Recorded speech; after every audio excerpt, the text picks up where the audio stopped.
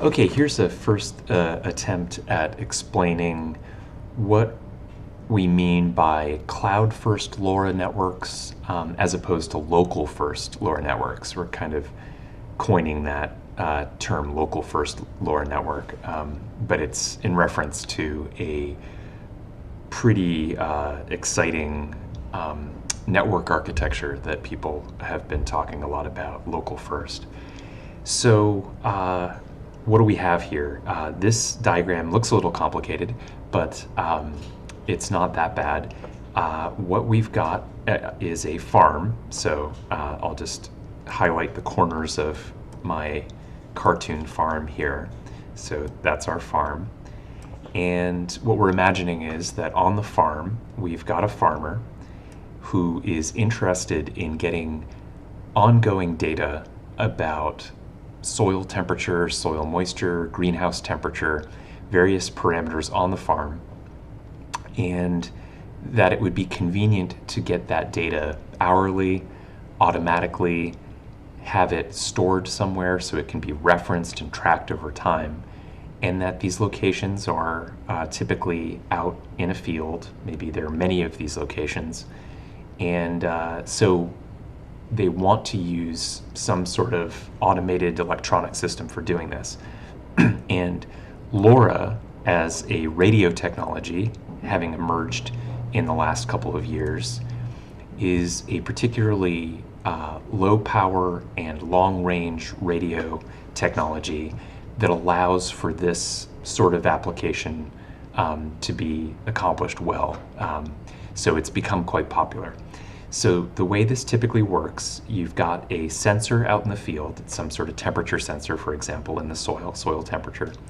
So that soil temperature sensor is then connected to, so you consider that to be like kind of a thermometer, a digital thermometer.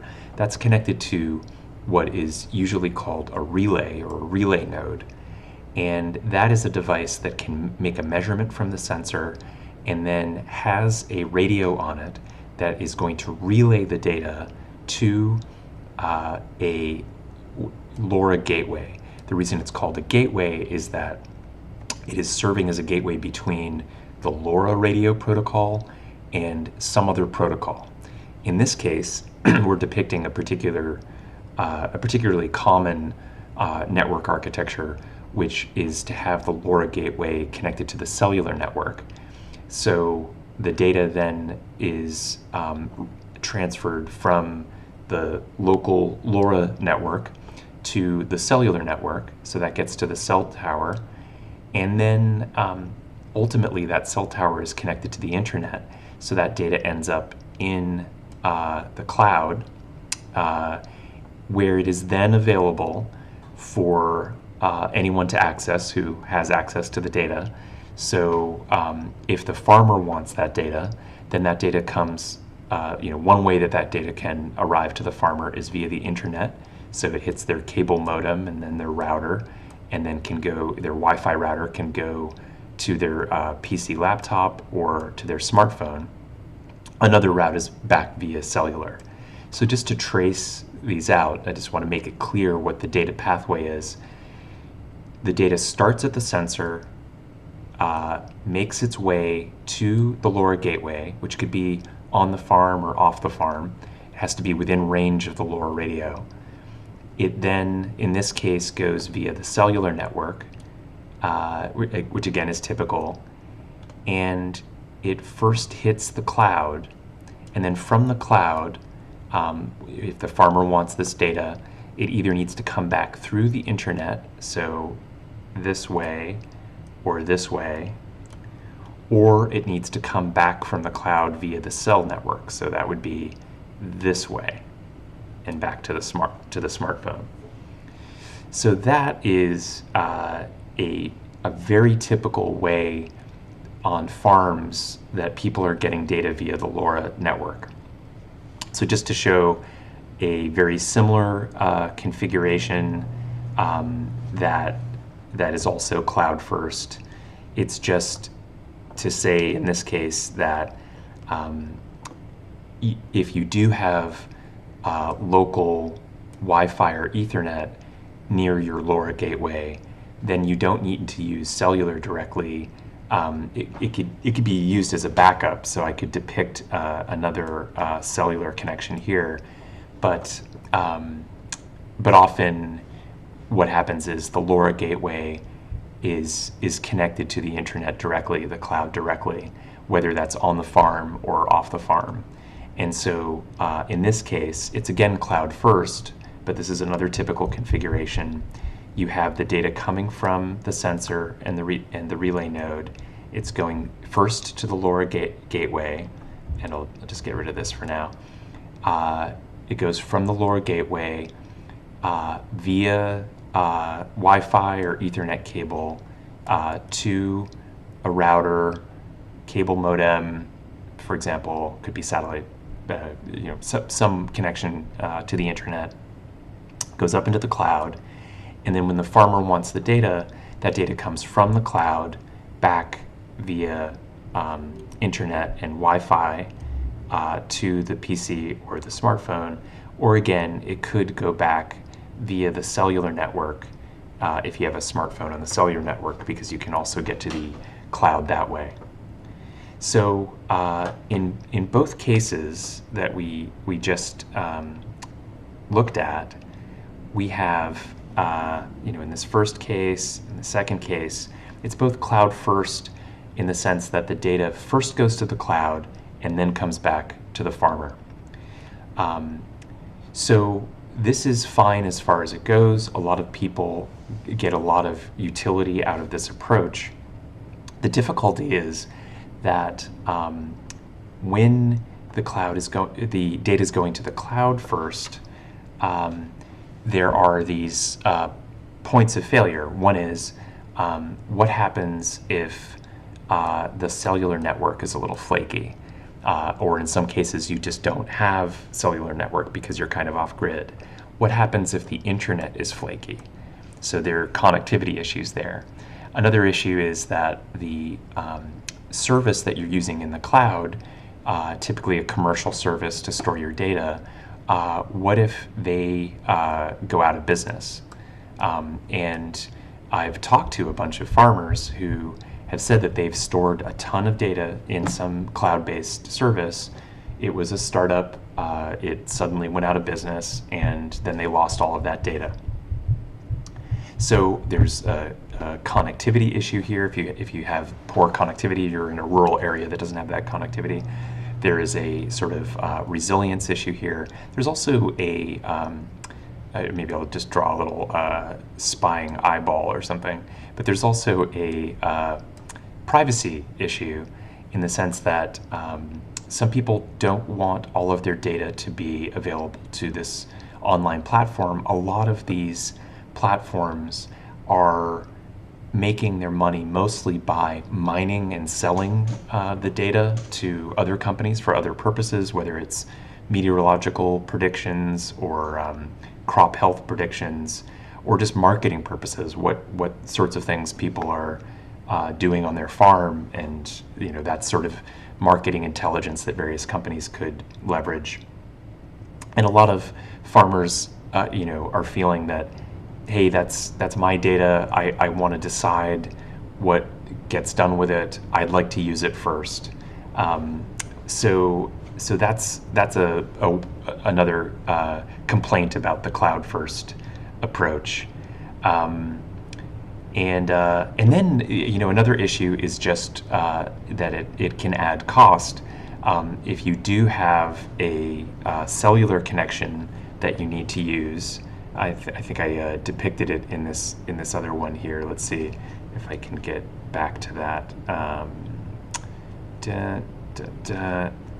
Yeah, so in this cellular connection, that LoRa gateway cellular connection has a certain cost per month, and that may be built into a data plan. It may be subsidized in the same way that cellular plans are subsidized by various other considerations. In the case of these service companies, it may be that they are, because they're getting value from mining your data, they give you a good rate on this, but usually there is some data rental fee that you are paying, whether it's to the cellular network or it is to the company that's providing the service.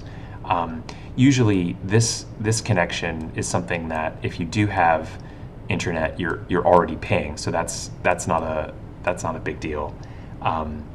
But in some cases, it's quite expensive to even get internet on the farm in the first place, and if you don't really need it for your application, that might be a consideration.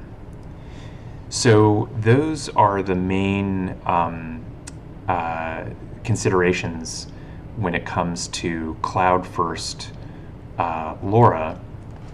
And so in contrast, what I'd like to describe is this approach.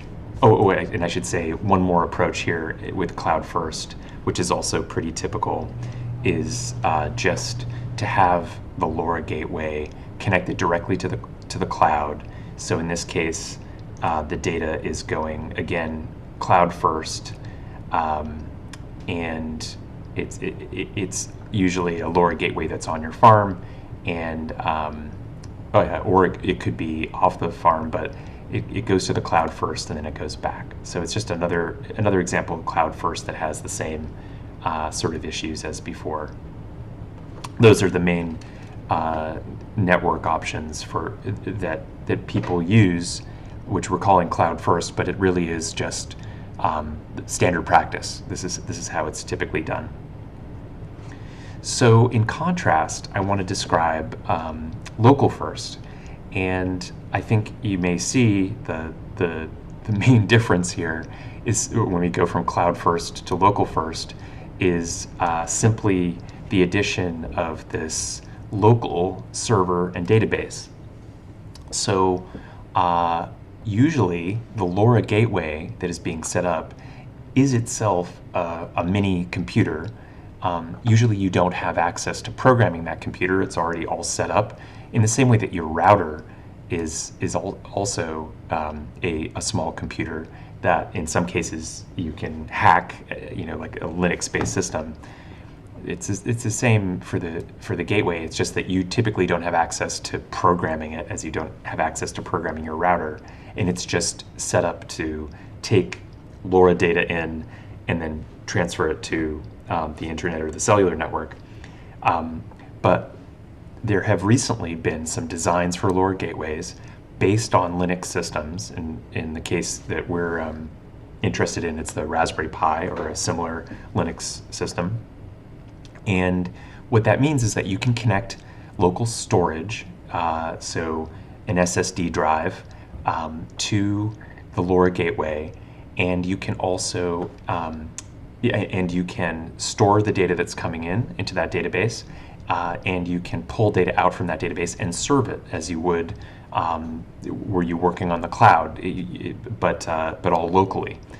So in this case, we still have our data coming from the sensor in the relay node and hitting the LoRa gateway, but we immediately take that data and put it into a local database, and then we can immediately serve it via the router to the PC and the laptop. So now the pathway, and this is what we mean by local first, everything can happen locally within the range of the LoRa network here.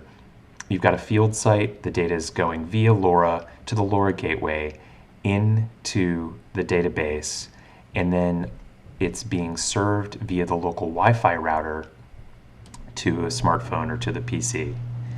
So you can immediately see that loop, that network is much more local.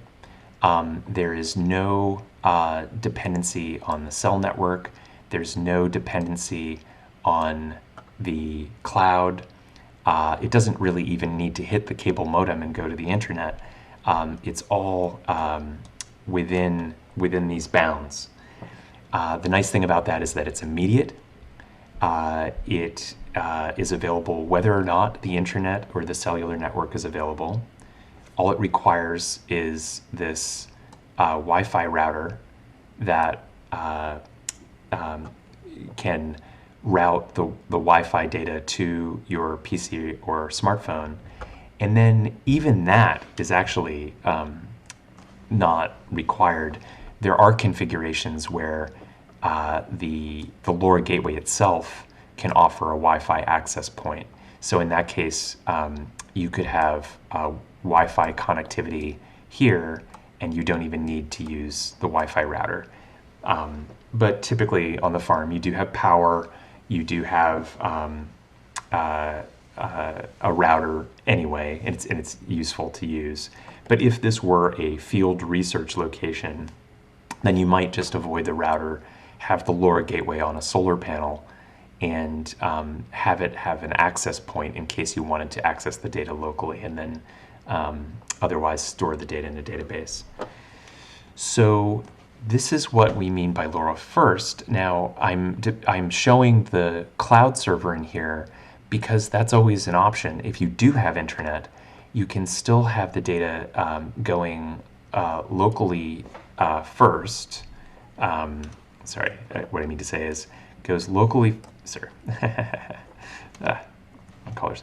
It goes locally first, and simultaneously, when there is internet, it goes up to the cloud as well for backup, and also in case the farmer happens to be located off-site, and that way, if the farmer is off-site, they can also access via the cell network or via the internet.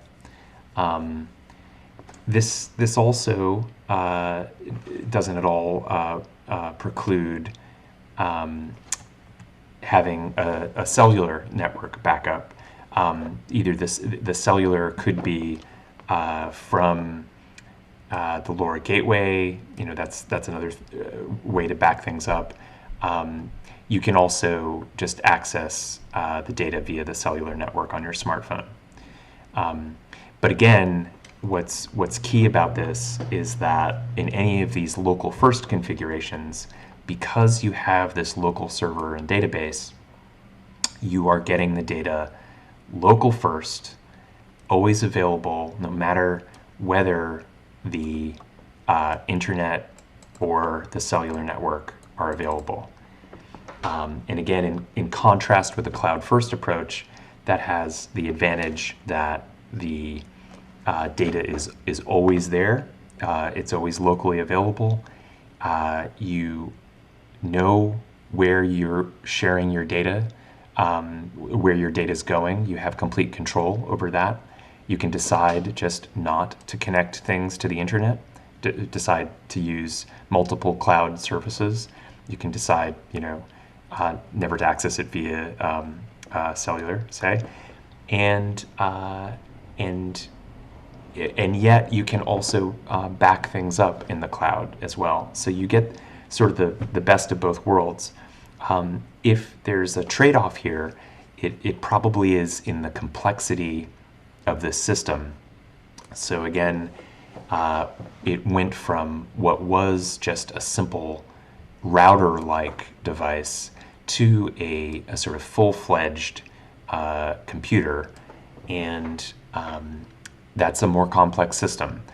It gives you greater flexibility and functionality, but so what we're working on is trying to make that system, which again, we're kind of base that on a Raspberry Pi or a similar, we'll just call it a Art Pi because drawing is hard for me. A Raspberry Pi, which is just basically a $35 small Linux computer, but it can be set up in such a way that it's quite user-friendly if we put in the development time. So that's what we're working on here, is setting that part of the system up so that it's quite easy for the farmer to get graphs. So we're just imagining having this field sensor and having temperature data over time, soil moisture data over time, also having CSV, JSON, whatever data formats are useful so that it can be opened up in Excel or the equivalent on a PC laptop and analyzed.